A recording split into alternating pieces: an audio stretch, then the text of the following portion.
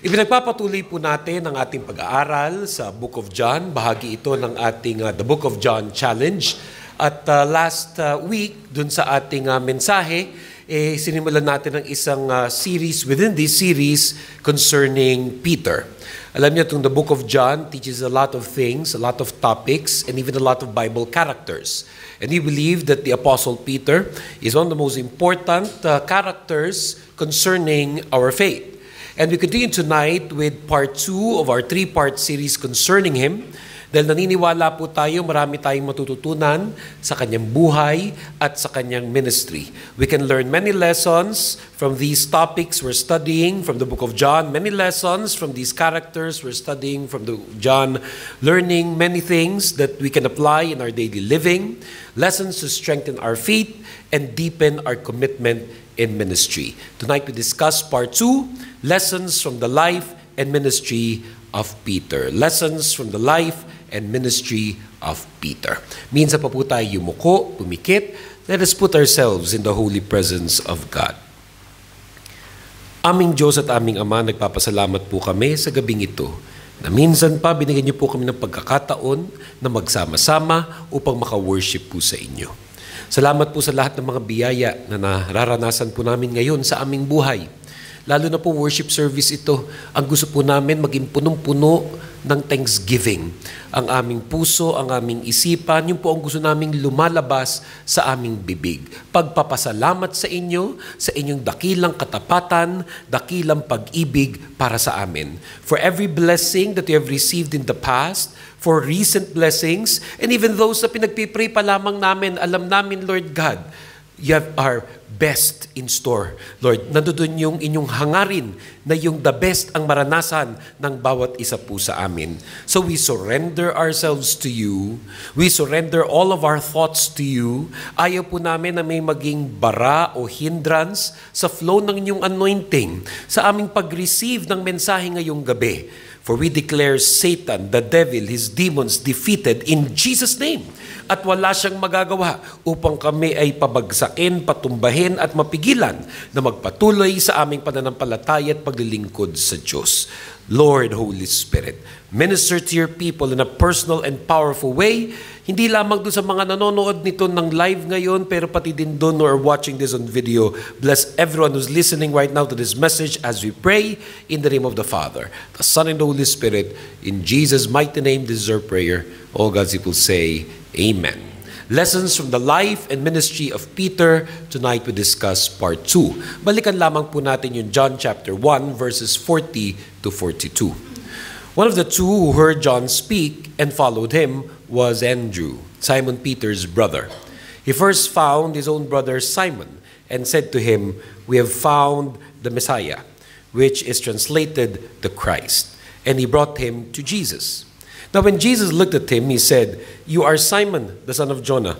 You shall be called Cephas," which is translated a stone. From the first part of this message series concerning Peter, pinag-aralan po natin si Peter mula po dyan sa mga verses na yan. How he met Jesus and how he received this calling to become a disciple of Jesus Christ. At kung meron po kayong pagkakataon, kindly return and review yung part 1 nitong message series concerning Peter. Dun sa ating YouTube channel, just simply type RU Church. Pero mula po dun sa first part, makikita po natin dito that Peter is a leader under training. Mula po dun sa unang bahagi, yung part 1 ng ating pag-aaral, makikita po natin Peter as a leader under training. Now, this is to distinguish yung Peter na pag-aaralan natin sa part 3. At ito naman yung Peter na pagkatapos mag-ascend into heaven, nagdire-diretso doing many, many mighty things for the glory of the kingdom of God. Pero itong part 2 at maging yung part 1 na nauna, ang nakikita po natin doon ay isang Peter na kakakilala lang kay Jesus Christ, kaka-receive lang niya ng calling mula sa Panginoon, at mula doon ay ngayon ay siya to si Peter, who is a leader under training. Kahit dito sa ating church, meron tayong mga nakikitang mga kapatiran, meron silang mga talents, giftings, abilities, experiences, at sila'y nakaka-involve sa ating ministry, and we call them leaders under training, preachers under training, teachers under training. na habang sila dumadaan dun sa iba't ibang mga seminars, iba't ibang mga mentoring ng ating church, nakikita po natin ang iba't ibang mga bagay sa buhay ng tao tulad nung nangyari kay Peter. That when Jesus met him for the first time, Jesus saw his potential. Jesus saw his potential. Kaya sabi ng Panginoon sa kanya, ikaw Simon, ikaw si Cephas and you are a stone. To describe the kind of personality that Peter was exuding at that time, and also probably to prophetically declare what he will eventually become. Something like a stone for the Christian church, a leader in the Christian church. And then later on, also again, dun sa part 1 ng ating message series, sinalakay natin that Jesus called him to become his disciple and eventually to become a fisher of men. Alam naman nating lahat na ang original na occupation nito ni Peter ay isang mangingisda.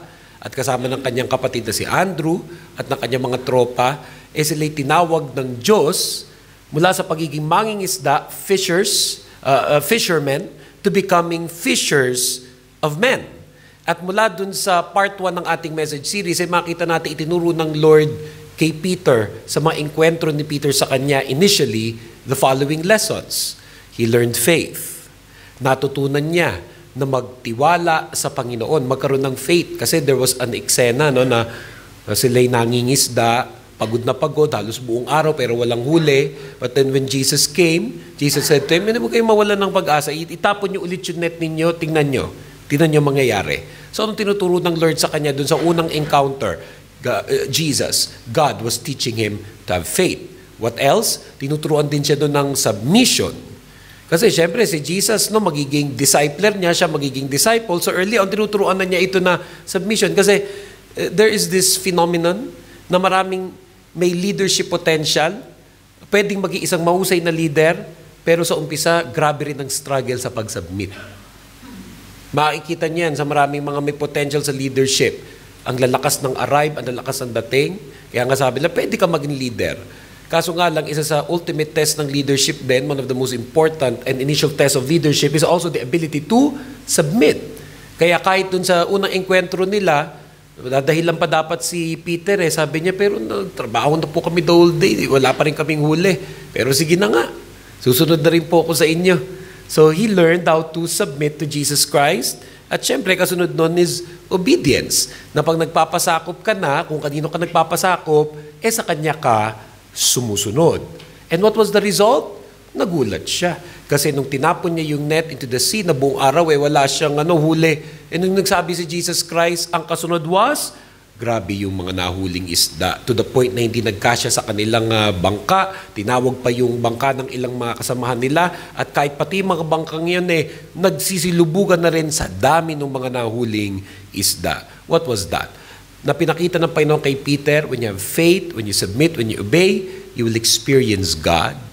And as you experience God, eventually you will experience overflowing blessings.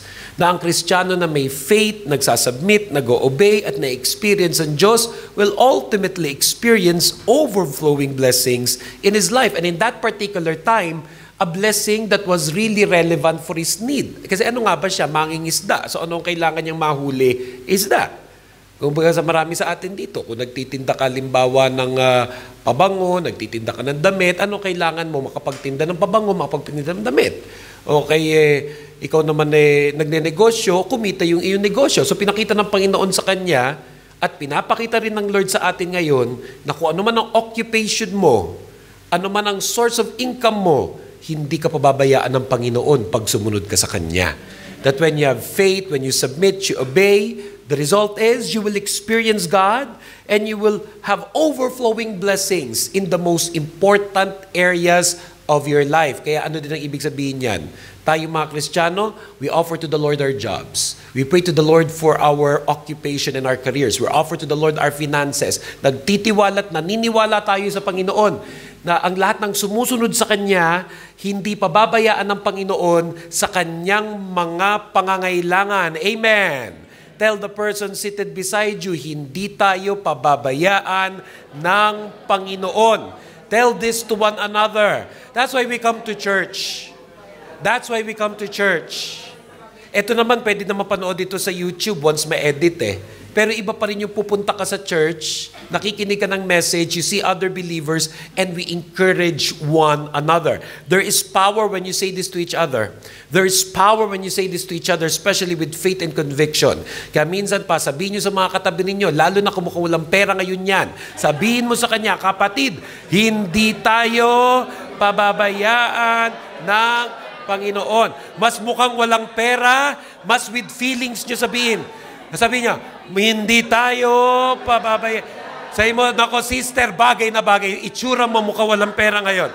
Brother, mukhang bagay na bagay ito sa iyo ngayon. Kasi pinapakita ng Lord kay Peter at pinapakita ng Panginoon sa lahat sa atin na ngayon naglilingkod sa Diyos na magkaroon ka ng faith, mag-submit ka, mag-obey ka, na-experience mo si Lord, hindi baliwala yan, hindi sayang yan. Just in case yung magsasabi sa inyo, naman mapapala mo sa pagpunta-punta mo sa mga ganyan mga church, I tell you, malaki, matindi ang mapapala mo as you worship, as you serve the Lord. Siyempre, alam naman ng Lord ang kailangan natin. Alam mo, pabayaan Kanya kung ano yung kailangan mo ngayon. Hindi tayo pababayaan ng Diyos.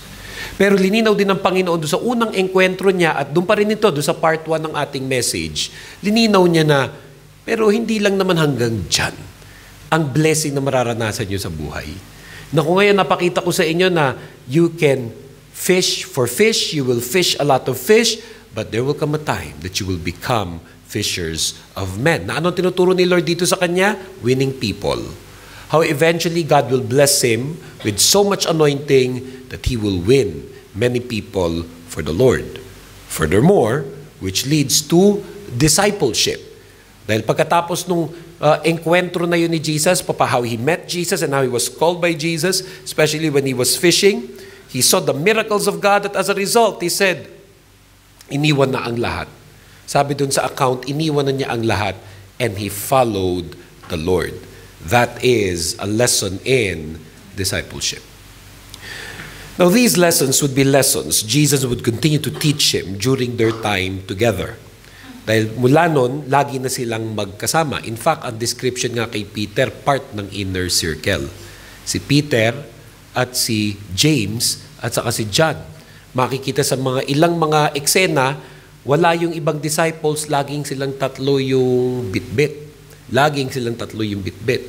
Pero all of those moments, in all of those times, para bang paulit-ulit yung mga lessons sa kailangan niya matutunan because he was a leader under training.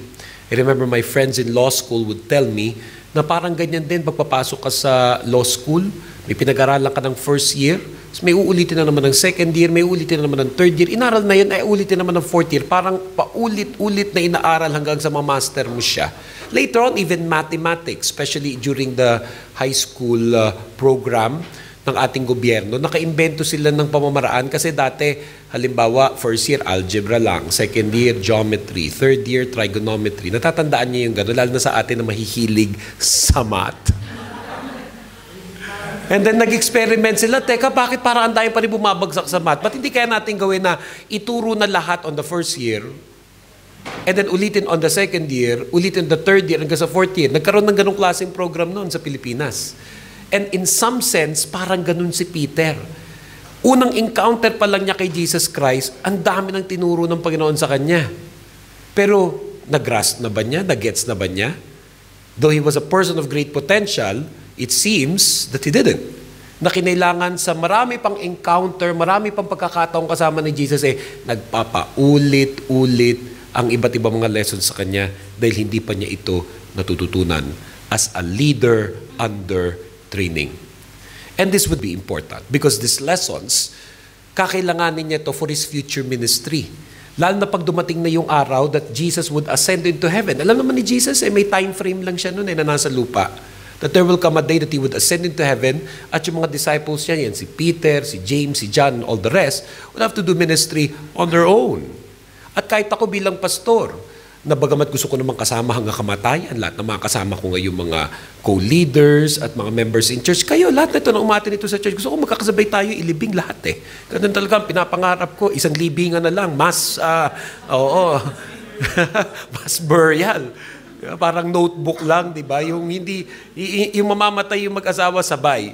Kaso ang totoo habang kayo kapiling ko, kasama kayo, may ituturo ako sa inyo, pero hindi natin mapipigilan kung dumating ang araw na sabihin ng Lord yung ilan sa inyo na may ipapadala kung saan at gagamitin ng Lord and you would not be physically together. Kaya importante na ikaw under training na nakikinig ka dun sa training na ginagawa sa iyo. At yun ang ginagawa ng Lord kay Peter. He was training him. Because as much as Peter had great potential as a leader and as a preacher, he also had great flaws. As much as Peter had great potential as a leader and as a preacher, he also had a great many flaws. Tulad din ng maraming kilala natin na may potential. Minsan dito sa church ito, may namita ko unang taon pa lang nakita ko na may potential to. Minsan nagbiroan kami kasi 4 na taon, potential pa din. Diba? Pastor, hanggang ngayon, potential pa rin ako. Kasi there are people with great potential and many of them also have character flaws. Many people have great potential, sadly, also have many character flaws. At itong si Peter, makikita natin sa kanya, may potential, pero makikita rin natin sa kanya yung maraming character flaws. And for tonight, we'll discuss 2 important character flaws that Peter had. Beginning with his number 1 flaw, Peter was inconsistent. The number 1 flaw of Peter was that Peter, in spite of his great potential, was inconsistent. Ano ibig sabihin ng inconsistent? Ano ibig sabihin ng inconsistent? Sala sa init, sala sa lamig, pabago-bago, ngayon nandiyan dyan, bukas wala, depende sa pakiramdam, tinatamad ako, mabait ngayon, salbahi bukas, nakikipagbiroan ngayon, mamaya pikon. There are people like this. Sometimes we even call them moody. At pag medyo gusto mo mas scientific, bipolar.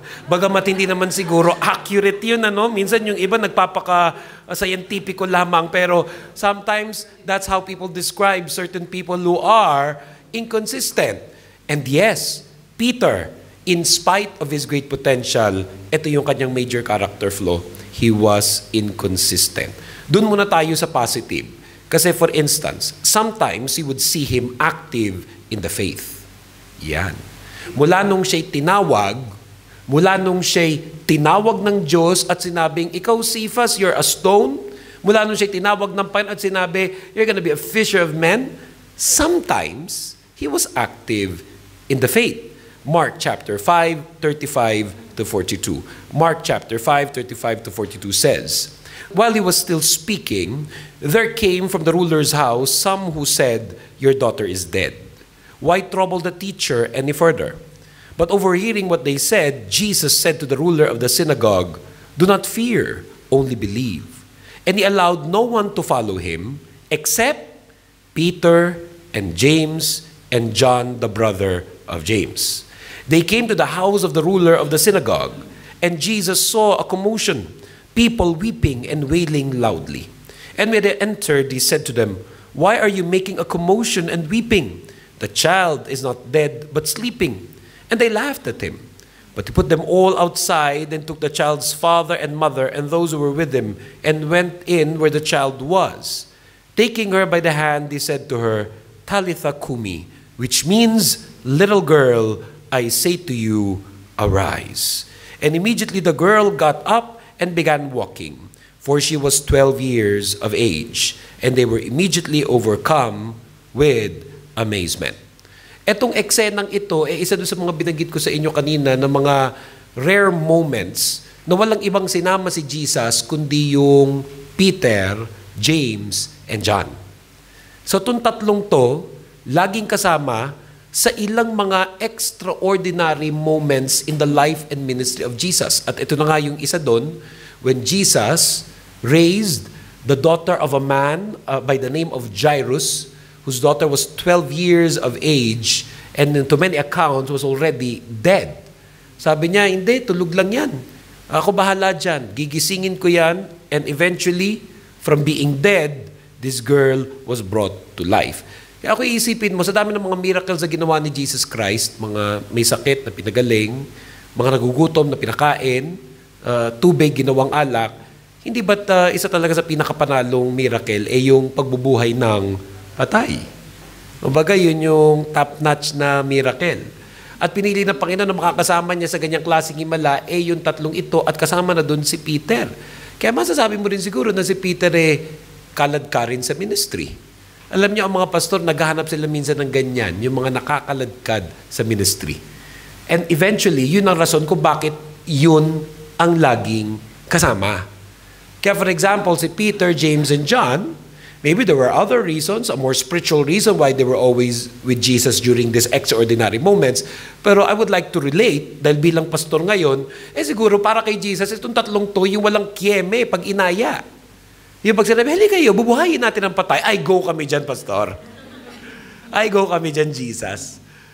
And then there was another eksena, the transfiguration, isa sa mga pinakamatinding miracle in the Bible. And one of these days, pag-aaralan natin yan.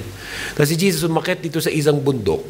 At pag-akyat doon sa bundok, binitbit na naman yan, tatlong yan. Peter, James, and John. And suddenly, nakita ang dalawang propeta. Elijah at si Moses yata iyon. At yung dalawang propetang yun, literally, like from the dead, would now visibly be present. It was like heaven coming down to earth. At pati si Jesus, nag-iba yung anyo niya. Kaya nga ang tawag dyan is the transfiguration of Jesus. Sobrang himalang-himala ni Peter sa eksena. Sabi ni Peter kay Jesus, magtatagal po ba yan dalawang yan? Kasi maghahanda na po kami na matutulugan nila. Yun talaga sinabi ni Peter. Sabi niya, paghahandaan na po namin ng tent yan. And then the next thing he knew, paglingon niya, nawala na yung dalawa. Isipin mo, sa ganung napaka-powerful eksena, ang nakaladkat at nabitbit ni Jesus, tatlong yan, inisip ko na lang, posible ito yun Kasi nga dahil nauna nang napatunayan ni Jesus Christ, na every time na kailangan niya ng kasama, walang kiemi itong tatlo. So in a way, parang reward yun.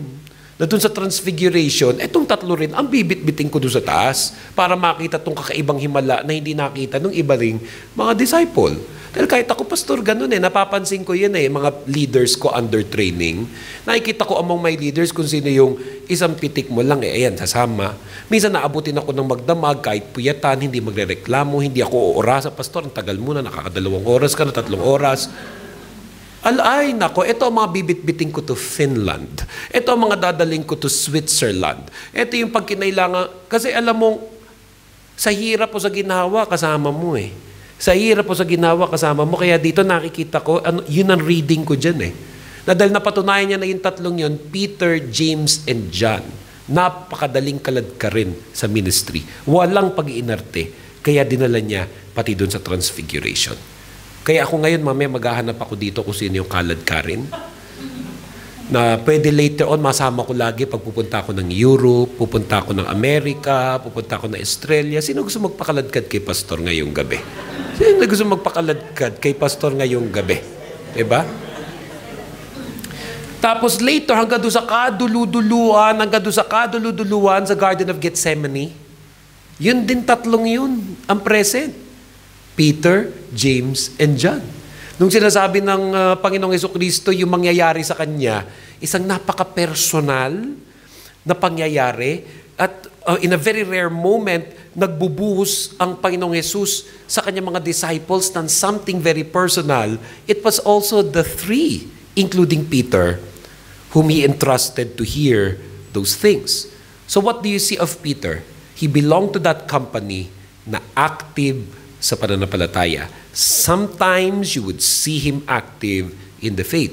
Even to the point na pati yung pamilya niya nami-ministeran. Even to the point na hindi niya hinihiwalay yung family niya sa ministry.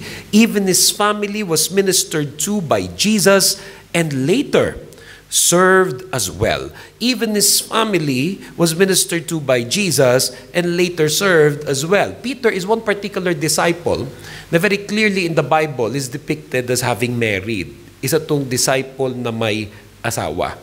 At kita ito sa Matthew 8:14-17. When Jesus entered Peter's house, he saw his mother-in-law lying in bed with a fever. He touched her hand, and the fever left her, and she got up and began to serve him.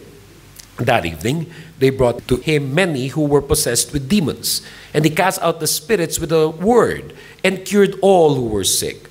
This was to fulfill what had been spoken through the prophet Isaiah. He took our infirmities and bore our diseases. Ano sabi dyan? Meron siyang mother-in-law. Diba? So again, Matthew 8:14-17, when Jesus entered Peter's house, he saw his mother-in-law lying in bed with a fever. He touched her hand, and the fever left her. And she got up and began to serve him. So, ang Panginoong Jesucristo, conscious siya, may pamilya to eh. Conscious si Jesus, may pamilya si Peter.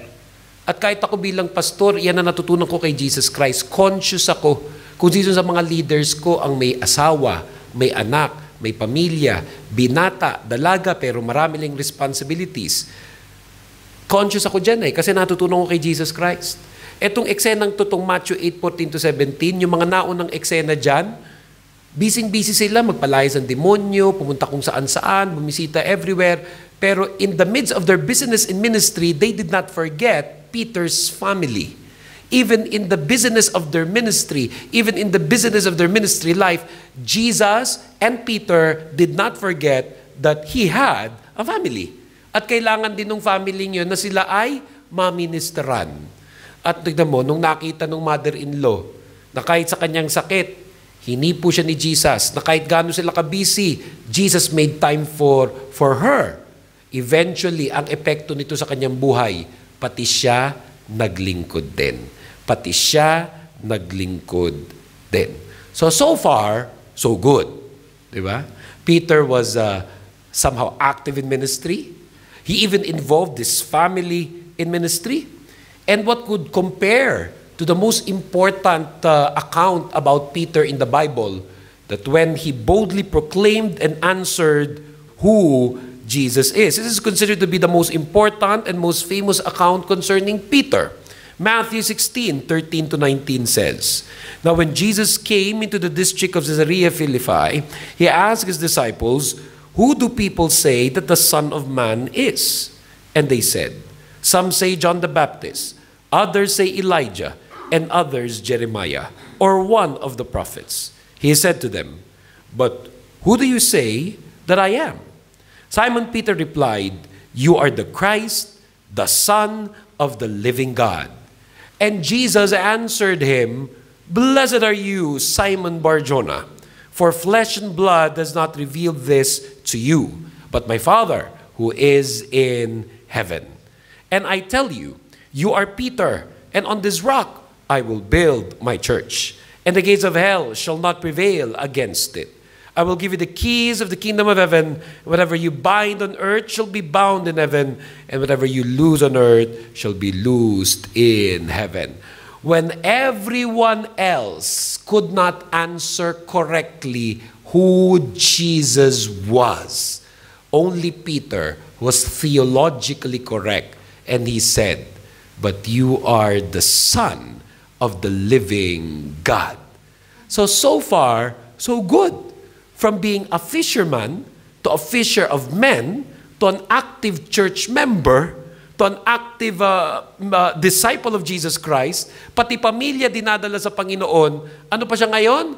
Theologian. Ano pa ngayon siya?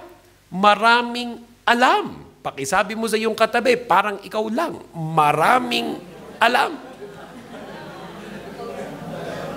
Naka-encounter na kayo ng ganyan sa church? Naka-encounter na kayo ng ganyan sa Bible study?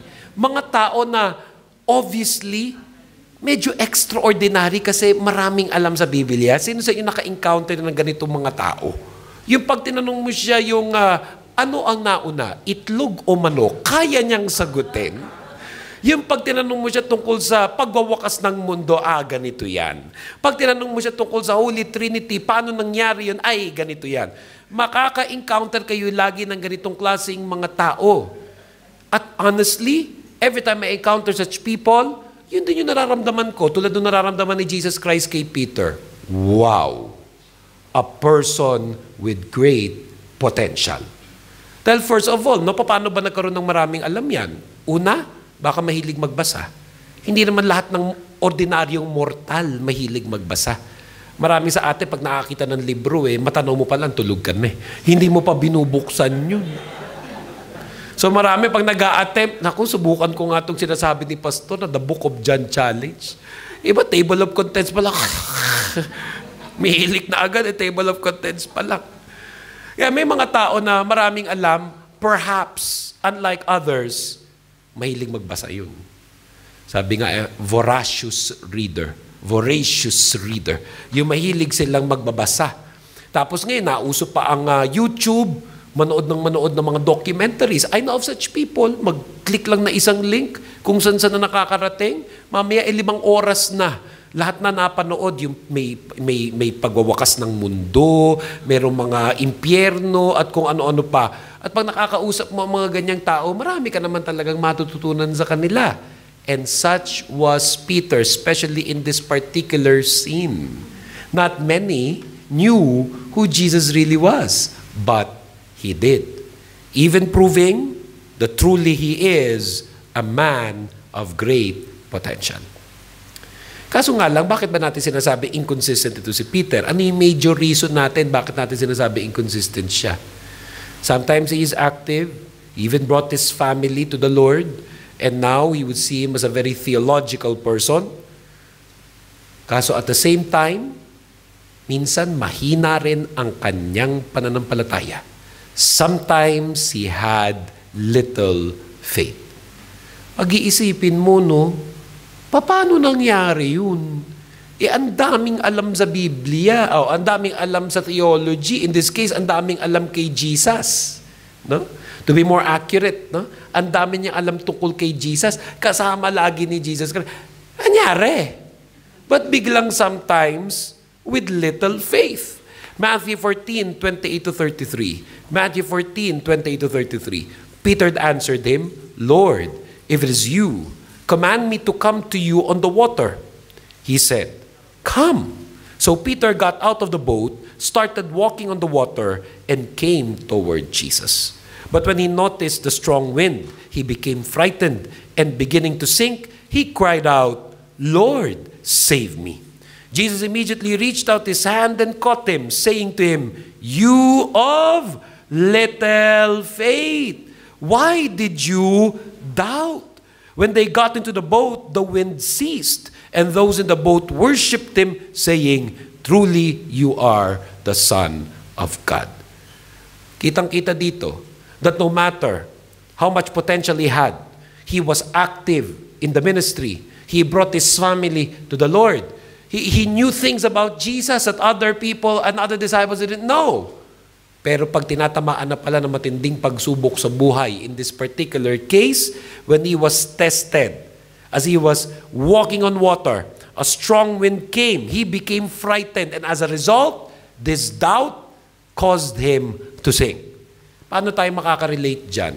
Marami sa atin minsan, active din sa church, dami rin alam sa Biblia, pero pag biglang nagkakaproblema sa trabaho, nagkakaproblema sa pera, ayan, wasak na naman ang pananaw, nyari na naman. May pinupost ka na naman, wala ka kwenta-kwenta sa Facebook. Nakalimutan mo na naman leader under training ka, preacher under training. Nakalimutan mo na lahat, basta may pagsubok. Ganyan si Peter. Nakakalimutan ng lahat, basta may pagsubok. Tell the person seated next to you, buti na lang hindi tayo ganun. Pakisabi mo sa iyong katabi, buti na lang, hindi tayo ganon. And everybody say, Amen! Hindi pa pwede na pag tayo'y nasusubok, binabagyo tayo ng mga pagsubok, biglang nakakalimutan at tinatapon na natin ang lahat ng ating alam at natututunan sa pananampalataya. Dahil pag ganun tayo, ano daw ang description sa atin ni Jesus Christ? Ano description niya kay Peter? Or people like Peter? You of little faith. You of little faith. Practicein nyo nga, sabihin nyo nga together with me with feelings, you of little faith. Practicein nyo nga sa katabi nyo with feelings, you of little faith. Di ba ang sakit masabihan ng ganyan? Di ba ang sakit, lalo na kung ang tagal-tagal mo ng mananampalataya, nagpipreach ka na, nagtuturo, nagwa-worship lead, so biglang may magre-rebuke sa'yo, tapos sabihin sa'yo, anong nangyari sa pananampalataya mo? Anong nangyari doon sa mga Jesus mo? Anong nangyari sa mga quotation mo, mga pinopost? Life is beautiful.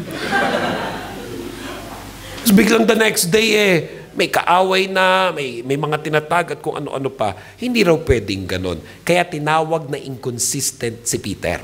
Sometimes he was this, a man of faith, but sometimes he was this, a person with little faith. Another reason, another flaw, rather, ni Peter, bukod sa Peter was inconsistent, was that Peter was immature. Bukod sa he was inconsistent, Peter was immature. Isa pang masakit na masabi sa atin, ang immature mo, ang childish mo. Lalo na kung tanda mo na, 40 ka na, childish pa rin. Yung ang dami mo ng mga nag-achievement sa buhay, pero pag tinatamaan ng pagsubok, childish pa rin, immature pa rin, hindi raw po pwedeng ganon. Bakit natin nasabi na immature tong si Peter? There would be moments that he would even be a hindrance to the faith. There would even be moments in his experience with Jesus that he would be a hindrance to the faith. Kaya minsan nakakalito talaga si Peter. Kasama ka, ikaw nga ang kasama sa mga kakaibang mga pagkakataon. Ba't ngayon nagiging hadlang ka pa pati sa ministry? Totoo yan.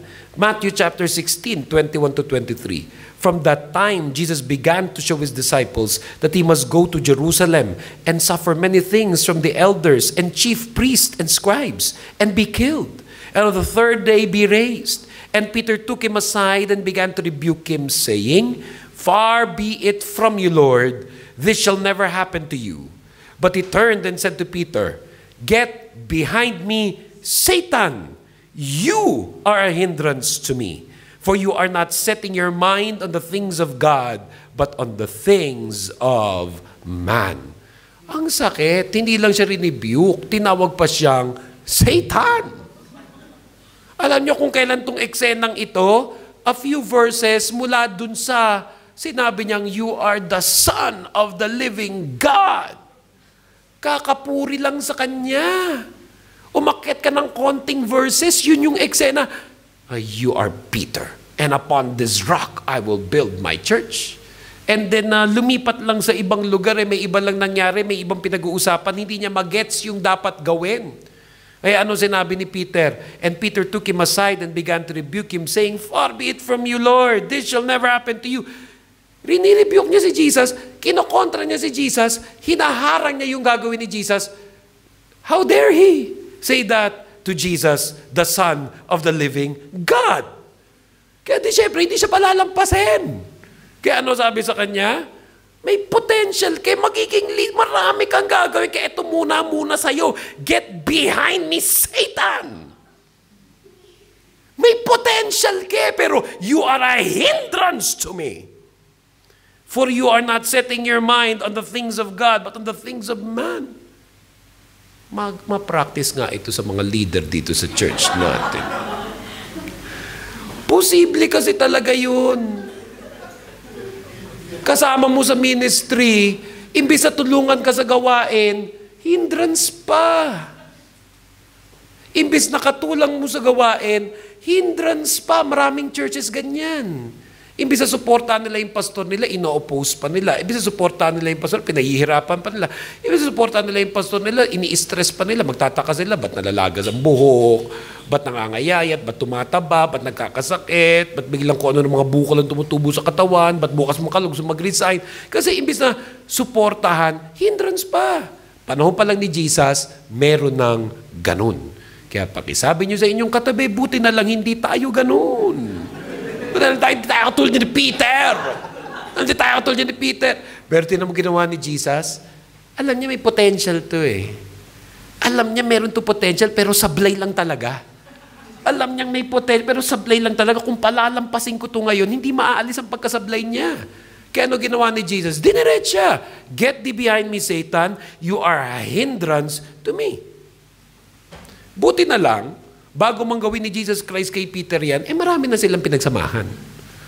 Marami na rin nangyari sa buhay nila. Napagaling na yung mother-in-law, kung ano mga nangyari. Kaya kumbaga, hindi na siya siguro basta na lang, ayoko na, hindi na ako sasama dito kay Jesus Christ. Siguro kung basa-basa rin ginawa ni Jesus, yan yung unang palang pagtagpo, nung pinakilala ni Andrew, si Peter, kay Jesus, sinabi niya, alam mo, pagdating ng araw, magiging taksil ka eh. Siguro hindi na nagpatuloy si Peter. Pero etong moment na to na nare-rebuke na ni Jesus si Peter, marami na nangyari. Nakasama na siya sa ministry eh. Nakakita na siya ng himala. And in some sense, it was like frustration on the part of Jesus Christ. It was like frustration on the part of Jesus Christ. Sinasama na kita lagi eh. Marami ka na may pinakain na tayo mga gutom. May bunuhay na tayong patay. Diba? Tapos pagdating dito ngayon, ayan ka na naman. Ayan ka na naman. Inconsistent and even becoming a hindrance to ministry. Ano pa ang isang patunay ng immaturity ni Peter? Sometimes he would have a wrong interpretation of the faith. Makikita mo minsan yan sa mga kapatiran na post ng mga quotation ng mga verses. Mali naman ang application. Minsan nagpo-post ng ganitong verse, patama kung kanino, kay brother this, kay sister that. Akala niya tama na kasi verse yung ginamit niya. Mali pa rin pag nanggagaling sa maling puso. John 13:6-10 says, He came to Simon Peter who said to him, Lord, are you going to wash my feet? Jesus answered, You do not know now what I'm doing, but later you will understand. Peter said to him, You will never wash my feet. Jesus answered, Unless I wash you, you have no share with me. Simon Peter said to him, Lord, not my feet only, but also my hands and my head. Jesus said to him, One who's bathed does not need to wash except for the feet, but is entirely clean. And you are clean, though not all of you. You see here the personality of Peter. Kulit. Makikita mo dyan mula verses 6-10 kung ano si Peter. Ang kulit. Diba? Ayan no, ano ba yung eksena? Ayan tinatawag na the washing of feet.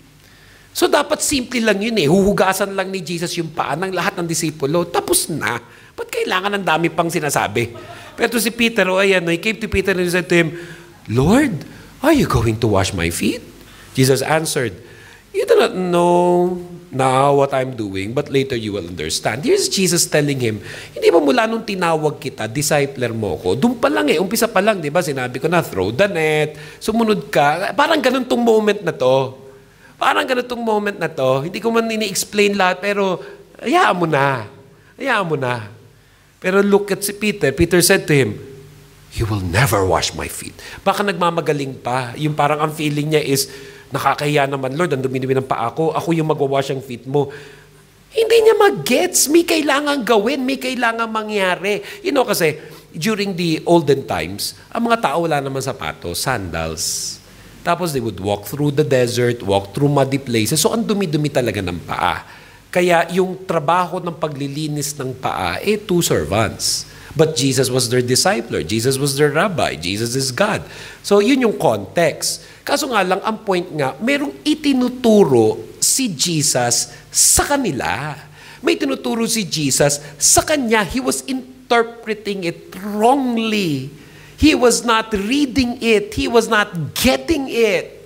And sometimes we have people like that, even in church, even sometimes among my leaders. Hindi magets. Mali yung interpretation nung pananampalataya. At nagtuloy-tuloy pa ha. Sabi, You will never wash my feet. Jesus answered. Sabi sa kanya, unless I wash you, you have no share with me. So natakot siguro siya. Kaya sabay sagot naman na, Lord, not my feet, but also my buong katawan ko na, paliguan mo na ako, Lord. Ayan na naman siya, hindi na naman niya na-gets talaga. Hindi nga ganon. Basta uhugasan ko pa at tapos. Daming sinabi. Example to si Peter ng mga makukulit na Kristiyano. And again, pakisabi niyo sa inyong katabi, buti na lang hindi tayo ganon. Buti na lang hindi ka ganon. Kulit lang. Pakilabas nyo nga yung mga cellphone nyo. May pagagawa ako sa inyo. Pakilabas nyo nga mga cellphone ninyo. Pakipicturean nyo itong sometimes a wrong interpretation of the faith na slide. Pakipicturean nyo. May pagagawa ako ha. Pakipicture nyo yan. Sometimes a wrong interpretation of the faith. Tapos pag pinost nyo sa inyong Facebook, laki nyo ng hashtag, ang kulit lang. Okay? So, pakipicturean. Tapos lagyan nyo, pag pinost nyo sa Facebook, hashtag ang kulit lang, may Kristiyanong ganon. Okay? So, hashtag ang kulit lang, hashtag may Kristiyanong ganon. Sige. Tapos pag may nagtanong pa sa akin, bakit po ba? Para ka na naman si Peter. Ayan nga di ba? Parang, hayaan mo na, gawin na lang. Picturean yan. Pagkatapos, ipost sa Facebook, hashtag ang kulit lang, hashtag may Kristiyanong ganyan. Pero may potential. Pero may potential. Tapos ito pa. Kaya natin sinasabing immature si Peter because not only had a wrong interpretation of the faith, but he has a wrong way of fighting for the faith. He has a wrong way of fighting for the faith. Ano ibig sabihin niyang wrong way of fighting for the faith? No, ando na si Jesus dun sa kaduluduluhan ng kanyang buhay dito sa lupa. Huhulihin na siya ng mga sundalo. At dun sa eksenang yun, nagmagaling na naman si Peter. John chapter 18, verse 10 to 11. Then Simon Peter had a sword, drew it, struck the high priest's slave, and cut off his right ear. The slave's name was Malchus. Jesus said to Peter, "Put your sword back into its sheath. Am I not to drink the cup that the Father has given me?" You know, umpisang-umpisa pa lang na ministry ni Jesus, lininaw na niya kung ano yung itatayo niya. The kingdom of God and not the kingdom of Israel. Yung kasi ang pagkakaintindi nila noong umpisa, that Jesus was like going to re-establish the kingdom or the government of Israel. Hindi. He was establishing the kingdom of God. At linilinaw niya na hindi siya magiging isang politician. Linilinaw niya that he was going to be a spiritual leader. And later on, in the New Testament, clarify yan ng mga apostles when they said, our battle is not against flesh and blood. Pag meron man tayong mga kaaway, huwag niyo isipin na kaaway niyo yung tao. Isipin niyo may demonyo, may diablo na kumikilos upang pag-awayin tayong lahat. Si Peter nakalimot na naman.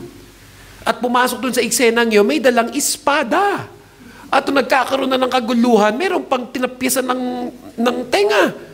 Alam niyo, buti na lang in another account in the book of Luke, ano ginawa ni Jesus? Pinagaling niya yung tenga at bumalik ulit ito. Alam niyo, ganyan ang ginagawa ni Jesus pag may mga kabalbalan tayo, may mga kalokohan tayo. Umiiksena siya sa ating buhay para umayos pa rin ulit. Yan yung sinasabi na all things work together for the good of those who love you and are called according to your purpose. Maririp mo pa rin yung consequence of your wrongdoing. Pero kung magre-repent ka sa Panginoon at magbabalik loob ka sa Diyos, makikita mong, abay, inaayos din niya ang iyong buhay. Abay, inaayos din niya yung mga naging kabalikuan. You see this as a miracle that comes from God.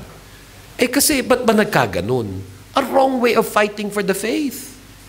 And bawa kayo may mga kagalit, may mga kaaway, magdadala ng barel. Magdadala ng kutsilyo. Kristiyano ba kayo? Tapos pagkatapos in Jesus' name, I will cut you. Cut! In Jesus' name pa. That's not how we fight our battles. Kasi makikita mo sa opisina, nakikipagmurahan. Pagdating sa church, worship leader, hallelujah! Praise the Lord! Parang Peter lang. Huwag magdadala ng espada pag pupunta sa opisina. Huwag magdadala ng espada pag aawayin ng asawa. Huwag magdala ng espada pag nagdadrive ng sasakyan. Hindi tayo ganun. Iba tayo. At malalaman mo kung mature ka na pag hindi mo ginagaya yung mga pinagagawa ni Peter nung hindi pa siya mature.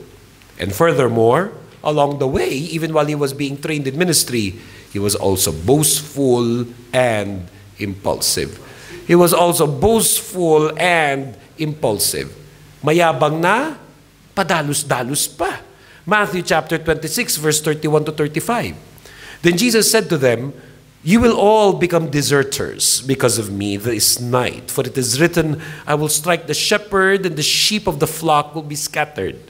But after I'm raised up, I will go ahead of you to Galilee." Peter said to him, "Though all become deserters because of you, I will never desert you." So Jesus said to him, "Truly I tell you, this very night, before the cock crows, you will deny me 3 times. Bah, hindi mo papatalo. Peter said to him, "Even though I must die with you, I will not deny you." And so said all the disciples. Puro yabang. No, puro yabang. Hindi ako magiging ganyan.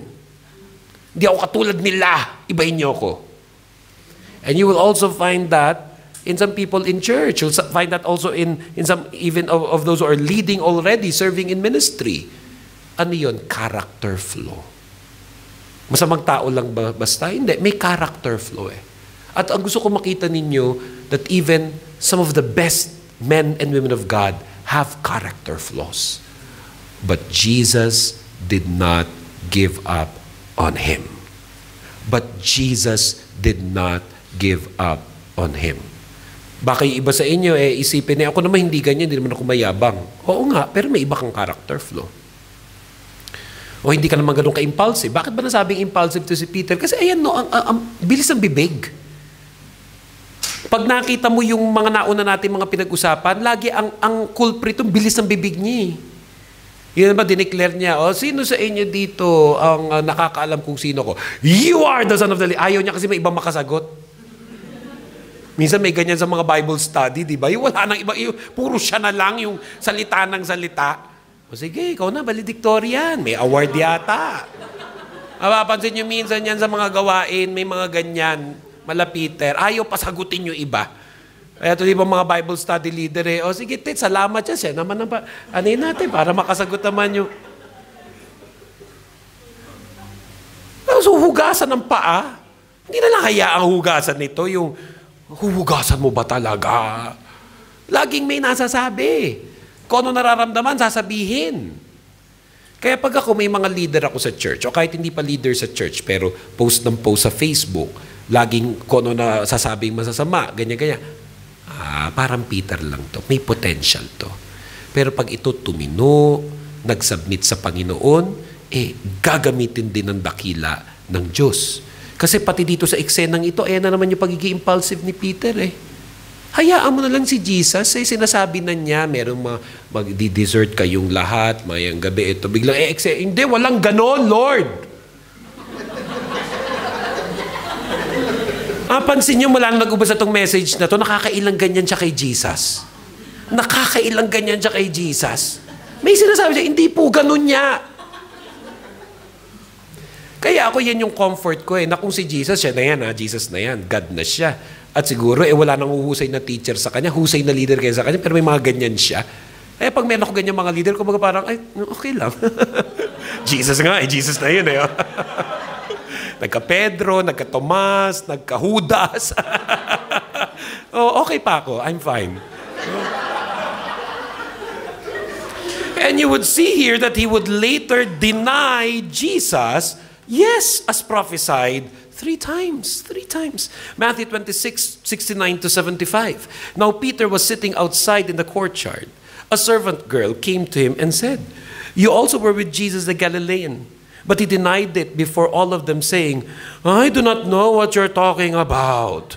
When he went out to the porch, another servant girl saw him, and she said to the bystanders, "This man was with Jesus of Nazareth."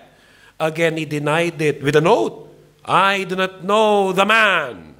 And after a little while, the bystanders came up and said to Peter, "Certainly, you are also one of them, for your accent betrays you." Then he began to curse, and he swore an oath, "I do not know the man." And at that moment, the cock crowed. Then Peter remembered what Jesus had said, "Before the cock crows, you will deny me 3 times. And he went out and wept bitterly. Yan. Galing. Nyari. Diba? Ayaw siya talaga tantanan. Di, ikaw yun nakakita ka namin Di, makano ka magsalita, ganyan-ganyan sila lahat Talagang dininay din niya. Pero gusto ko makita nyo dito yung verse 75. Gusto ko makita nyo dito yung verse 75. Kasi ang tunay na lingkod ng Diyos, ang tunay na anak ng Diyos, pag may ginagawang mali, hindi siya magiging masaya. Pag meron siyang nagawang kapalpakan, at some point, magsisisi siya. At doon mo malalaman, all is not lost. Dahil sabi doon sa verse 75, then Peter remembered what Jesus had said. And before the cock crows, you will deny me 3 times. And he went out and wept bitterly. Of course, kahit wala pa tayo sa part 3, at yung part 3 i-discuss natin next week, alam niyo rin naman ang kwento. Nakabalik din naman talaga si Peter into ministry. But I would like you to see here that even great men and women of God have character flaws. Kaya knowing all of these things, ano ngayon ang challenge sa atin? Katulad man tayo ni Peter sa character flaw, o hindi naman exactly yung character flaw natin katulad nung kay Peter, pero alam mo, meron ka ring sabit, meron ka ding sablay, meron ka ding saltek, meron ka ding topak, may mga bagay na mali sa ating buhay. What's the challenge to us? Humbly accept our character flaws and surrender them to the Lord. Humbly accept our character flaws and surrender them to the Lord. Ang challenge naman dito sa mga leaders na tinitignan nila yung mga taong dinadala ng Lord sa kanila is, don't give up on people. How Jesus did not give up on Peter. Na mula nung umpisa pa lang, nakita niya may potential ito. Nakasama niya sa ministry, pero ang daming sablay. Pero he did not give up on Peter.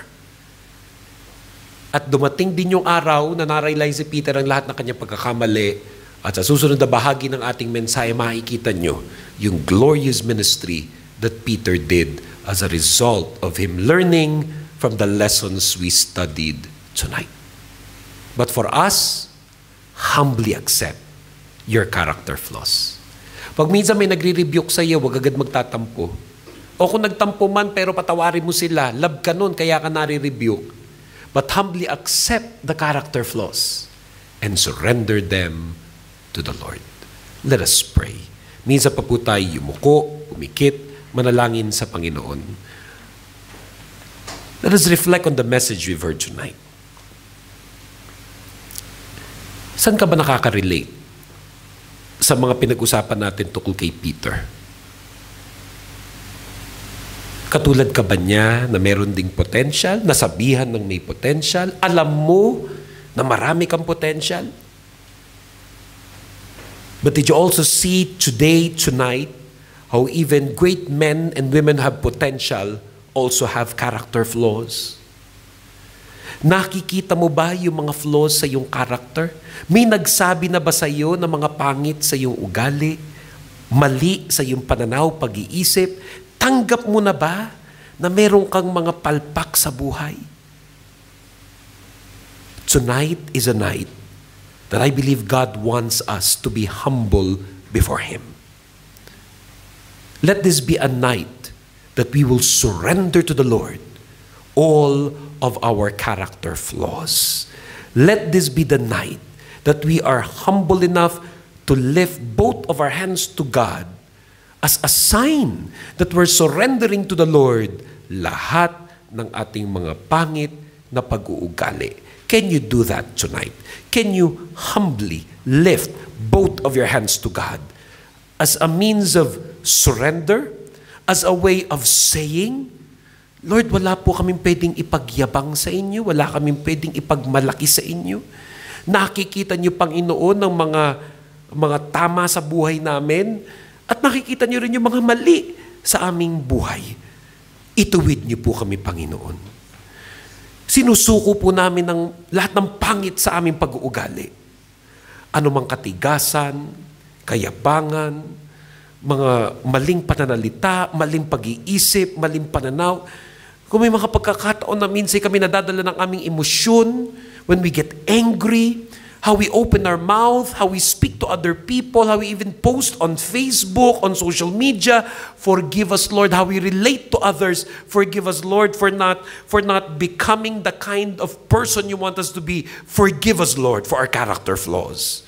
Thank you that you do not give up on us. Thank you that you're not giving up on your people. And I pray for everyone who's lifting their hands to you tonight. Change us by your grace. Change us by your grace, O Lord. At pinagpipray ko rin, Panginoon, pati mga leaders ng iba't ibang mga ministries, bigyan mo po kami ng patience na kung katulad mo, hindi ka nag-give up kay Peter, tulungan mo kami hindi mag-give up sa mga taong binigay niyo po sa amin upang i-disciple, i-mentor at turuan. Help us, Lord, to become more and more like Jesus. Help us, Lord, to become more and more like Jesus. At habang nakataas ang ating mga kamay sa Panginoon, mananalangin tayo para sa Kanyang biyaya. That even as your people lift their hands to you, Lord, for prayer requests, even as your people lift their hands to you for prayer requests, alam mo, Panginoon, ang pangangailangan ng bawat isa. Ito may kinalaman sa trabaho, sa negosyo, sa pera, sa finances. I pray tonight, bless your people in Jesus' name. Ito may kinalaman sa kanilang mga mahal sa buhay, sa pamilya, sa asawa, anak, kapatid, magulang. I pray that you bless their families in Jesus' name. Ito may kinalaman sa kagalingan, sino mang may karamdaman, sila man o ang kanilang mahal sa buhay o kakilala, we remember their names, we lay our hands on people who are sick, and we declare divine healing in the name of Jesus Christ. We declare divine healing in the name of Jesus Christ. And we pray, Lord, for the salvation of our loved ones. We pray na maborn again ang mga mahal namin sa buhay. We pray for people who have great potential. Iniisip namin ngayong Panginoon ang mga kilala namin, kasama namin sa church, people we know with talents, giftings, abilities. But like Peter, struggle with many things, we lift them to you, O God, and pray that in Jesus' name, that they will rise up to become faithful and anointed servants of God. Bless everyone who's lifting their hands to you. Bless everyone who's lifting their hands to you. At mga kapatid sa Panginoon, tanggapin nyo ngayong gabi by faith in Jesus' name, God's overflowing blessings in your life. In the name of the Father, the Son, and the Holy Spirit. In Jesus' name, and everybody say, Amen, Amen, Amen. Give the Lord the best clap offering you could give to Jesus Christ.